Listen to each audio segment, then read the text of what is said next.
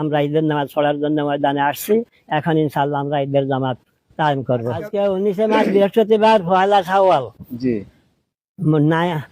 Niger, মালি, আফগানিস্তান এরকম ভাবে অনেক দেশে চাঁদ দেখছে। আর আফগানিস্তানে সরকারি ভাবে ঘোষণা করা হয়ে গেছে যে আজকে সেখানে ঈদুল ফিতর উদযাপিত হবে। বাংলাদেশে হয় না, না বাংলাদেশে বহু জেলায়, কোনো জেলা বোধহয় বাদ নাই, সব জেলায় কম বেশ আছে আজকে যে করে। আর আমাদের এই ছাদরায়ও কয়েক জমাত হবে আজকে। আর তার মধ্যে আমার এখানে আমি মাজারের এখানে আমার ছোট ভাই হোসেন, তারপরে মাদানি আছে, ভাইয়ার মধ্যে আরেক জামাত, এভাবে অনেক জামাত আমাদের সাদরা গ্রামে আছে হবে। আর বাংলাদেশের যে কোনো জেলা বাদ নাই যে জেলায় ঈদ এভাবে হইতেছে না।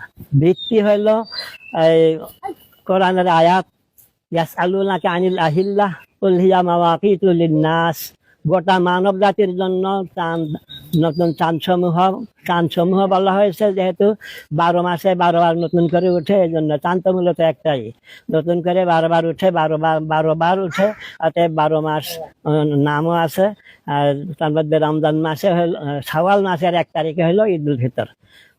এই চাঁদ দেখা ভিত্তিক উম্মতে মুহাম্মাদের কেউ চাঁদ দেখছে সাব্যস্ত হইলেই প্রথম দেখা হিসাবে ওই তারিখ মেনে নেওয়া।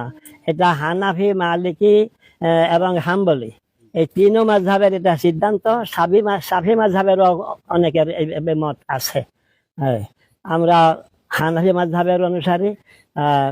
আমরা বিশ্বব্যাপী প্রথম দেখা হিসাবে আজ 19 মার্চ বৃহস্পতিবার, এই পয়লা শাওয়াল ঈদুল ফিতরের দিন, আমরা আজকে ইফতার করে দিনে খাইতেছি এবং আমরা ঈদের নামাজ পড়ার জন্য ময়দানে আসছি।